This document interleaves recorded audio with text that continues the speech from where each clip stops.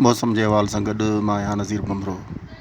जीअं तव्हां ॾिसी रहिया आहियो नक्शे जे अंदरि त सिंध में किथे किथे बरसाति थी आहे ऐं इहा बरसाति वारा इलाइक़नि में कुझु हैदराबाद जा इलाइक़ा आहिनि, कुझु कश्मीर कंदकोट जा इलाइक़ा आहिनि, पर बॉर्डर ते जैगाबाद खां अञा मथे उत्तर तरफ़ ऐं कश्मीर तरफ़ थोरी थोरी बरसाति आहे।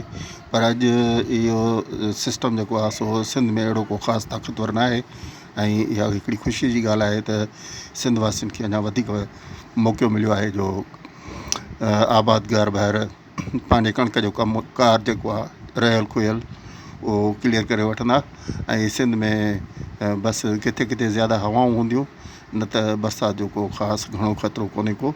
जॾहिं त सिंध जे उत्तर बॉर्डर खां मथे डेरा बुगटी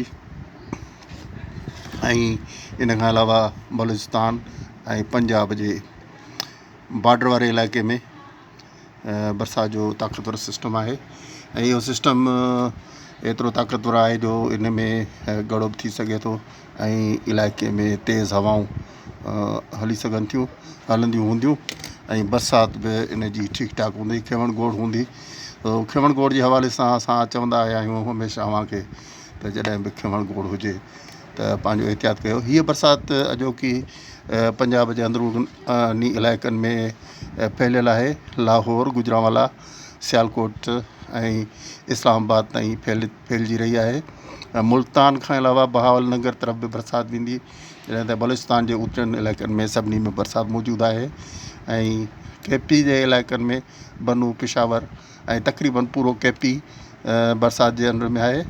इन खां अलावा चित्राल वारा इलाइक़ा, गिलगित बल्तिस्तान ऐं कश्मीर जा इलाइक़ा, उन्हनि में तेज़ तरीन बरसाति ऐं खेवण गोड़ आहे। ऐं जॾहिं त इहो सिलसिलो अफ़गानिस्तान ताईं फैलियल आहे ऐं अफ़गानिस्तान में जीअं त तव्हांखे ख़बर आहे त तमामु घणियूं बरसातूं थियण जे करे काबिल नदीअ में काफ़ी ज़्यादा पाणी आयो आहे जेको सॼो सिंधू नदीअ में अची रहियो आहे ऐं सिंधू नदीअ जी पाणीअ जो जेको मिक़दारु आहे उन में इज़ाफ़ो थींदो पियो वञे। इन खां अलावा असां अव्हांखे गर्मीअ जे बारे में अपडेट कंदा हलूं त जेका हिन साल जी ग्लोबल वार्मिंग आहे उन जे हिसाब सां तमामु घणी गर्मी पई आहे इंडिया में। इंडिया जे केतिरनि ई इलाइक़नि में टेम्परेचर जेको आहे उहो 43 ऐं 45 ताईं वञे पियो, जेको घणनि ई इलाइक़नि में इंडिया जे इहो टेम्परेचर एतिरो घणो वधी वियो आहे।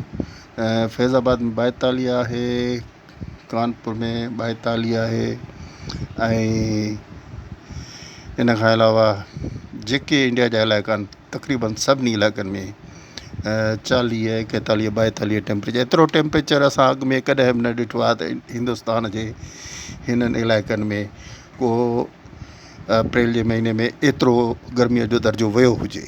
इहो असां हिन साल पहिरियों दफ़ो ई ॾिसी रहिया आहियूं त एतिरो घणो गर्मीअ जो दर्जो वधी वियो आहे ऐं सिंध में बि गर्मी आहे। सिंध में गर्मी हिन वक़्तु अॼु वधि में वधि उमरकोट में 40 पई आहे ऐं इन खां अलावा ॿियनि इलाइक़नि में तक़रीबन एवरेज 39 ऐं कराची में सिर्फ़ु 32 आहे। कराची इलाइक़े में घटि आहे, ठटे में 36 आहे, बदीन में 39 आहे ऐं ॿियनि सिंध जे अक्सर इलाइक़नि में 38, 39, 40 इहो टेम्परेचर हले थो पियो। ऐं इन टेम्परेचर मां इहो साफ़ ज़ाहिर आहे त मई जे महीने में तमामु शदीद गर्मी ईंदी।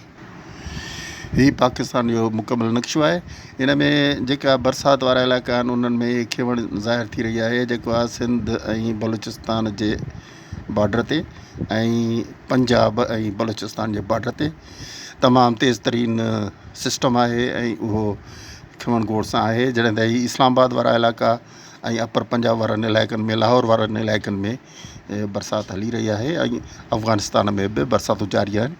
जॾहिं उत्तर बलूचिस्तान में कोयटा, लोरालाई ऐं ॿियनि इलाइक़नि में बरसाति हली रही आहे। जॾहिं त हीअ बरसाति जो सिलसिलो अञा बि सुभाणे तवक़ो आहे त इहो हलंदो। ख़ुसूसी तौर ते सिंध जे लाइ सुभाणे जी अॻकथी आहे त जेके असांजे सिंध जा उत्तर सिंध जा इलाइक़ा आहिनि जीअं लाड़काणो, शहदादकोट, कंबर, शिकारपुर, जैकाबाद, कंदकोट कश्मीर ओबाड़ो ऐं सखर जा इलाइक़ा, दादू ऐं काछे जा इलाइक़ा, ख़ासि करे खीरथर जे वेझे वारा इलाइक़ा, इन्हनि में लोकल डेवलपमेंट थींदी।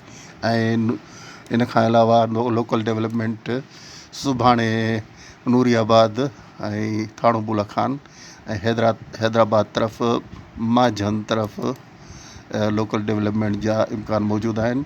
सुभाणे बि ककर ठहंदा ऐं लोकल डेवलपमेंट जे करे मक़ामी तौर ते नंढा नंढा सिस्टम ठही खमण गोड़ सां किथे किथे मींहुं वसाईंदा। जॾहिं त ॿिया इलाइक़ा जेके आहिनि ॾखण सिंध जा, जीअं कराची आहे, चूअड़ जा माली ऐं ठटो, बदीन, मिठी, इस्लाम कोट, नंगर पारकर वग़ैरह जा इलाइक़ा जेके आहिनि, डिगरी ऐं बदीन या डीपलो जा इलाइक़ा, इन्हनि में बरसाति जो इम्कानु कोन्हे। ऐं बरसाति जो इम्कानु जेकॾहिं आहे त सिंध में किथे किथे काछे जे इलाइक़नि में ऐं हैदराबाद डिवीज़न जे इलाइक़नि में, नवाबशाह डिवीज़न जे इलाइक़नि में बि घटि इम्कानु आहे, पर इन्हनि इलाइक़नि में काफ़ी इम्कान नज़र अचनि था त सुभाणे लोकल डेवलपमेंट सां हल्की फुल्की बरसाति थींदी।